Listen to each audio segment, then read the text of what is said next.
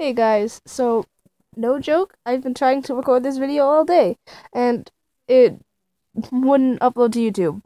So I've been trying to record this weird fan fiction video and had to look it up because I couldn't find one weird enough.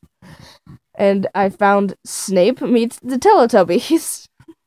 So just get to it. And if you like this video, don't forget to like and subscribe and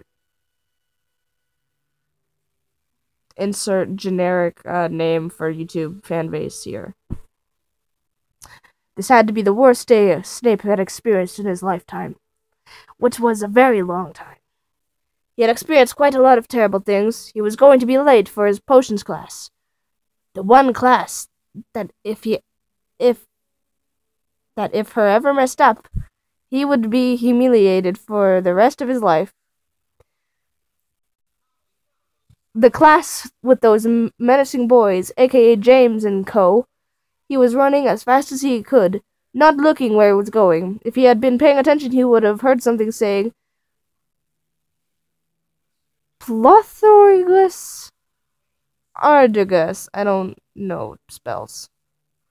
I did eat a chocolate frog recently, which was the highlight of my life.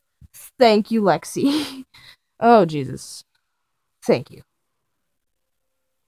Unfortunately, being the stupid idiot he was, he ran into the plot hole. Like a plot hole? But there's an L like right next to the P, so. Aren't you smart? Normally, the plot hole would be an easy thing for a wizard to fix, but this is Snape, so of course it couldn't be done. To his dismay, he found himself where the grass was greener, the sky was beautiful, clear blue, and the sun had a smiley face, so he was on LSD. He stared at the sun for a moment until he started to see spots turning into hot, fluffy pink bunnies. He shook away the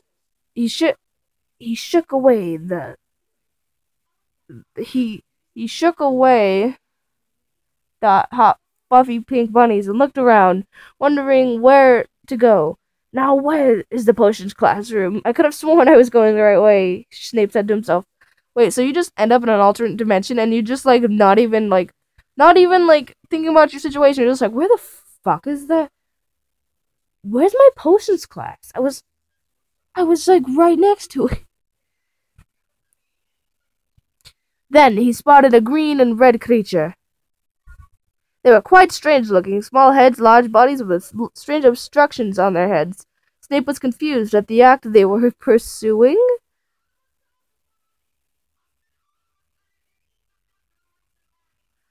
The one with the stick obstruction had his head was thrusting the stick into the other's obstruction that seemed to be a round hole. Snape figured that they were performing some sort of sexual act.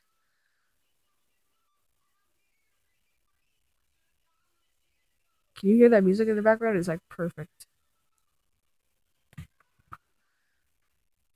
So he let them be to go over to a purple one with an inverted triangle obstruction. Excuse me. What exactly are you? Snape asked. Me, Tinky Winky Teletubby.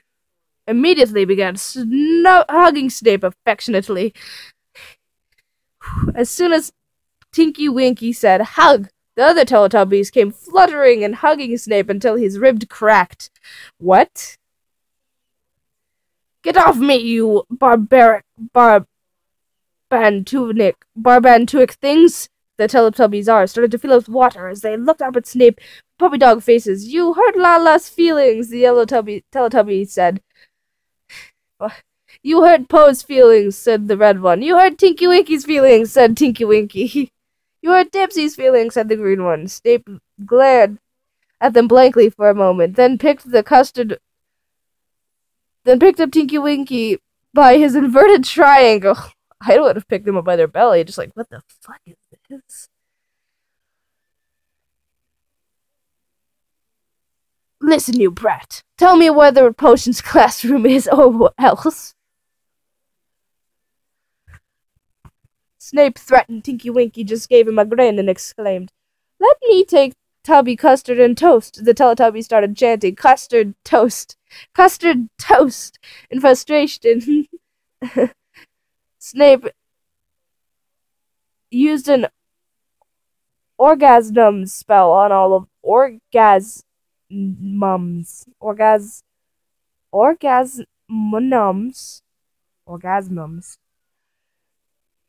Spell on all of them, and the liquid poured into the grass. It looked like custard for a moment. Hey, that looks good. Wait a minute.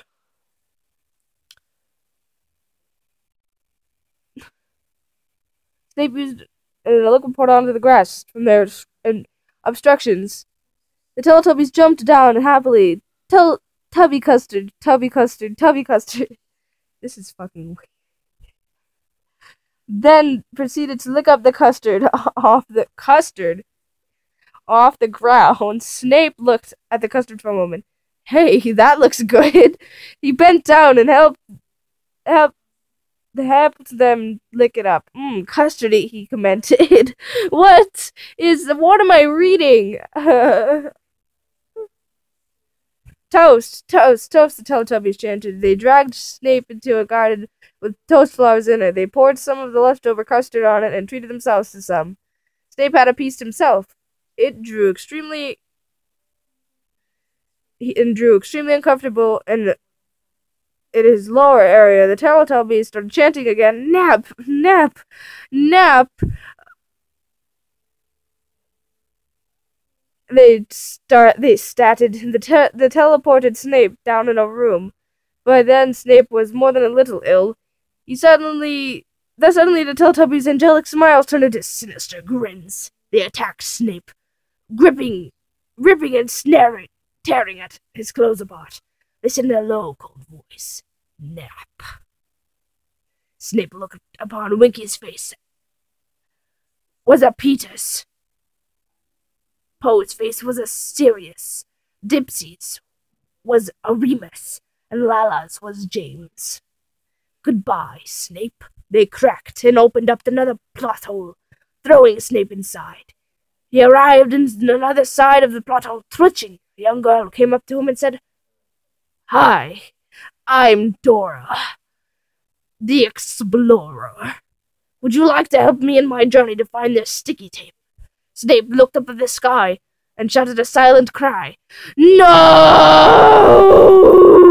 And it's like 100 no's. The end. Author's note. I have no idea what the Marauders have done to deserve this. Shakes head. I feel very sorry for them. Christie. It is Christie who wrote this. I am just a typist. Poor, poor Marauders. If you would like to see the no, there it is. It takes up 3 entire lines of dialogue. Now, if you'll excuse me, I'll be talking like this the entire day. I'll need a cough drop. Goodbye.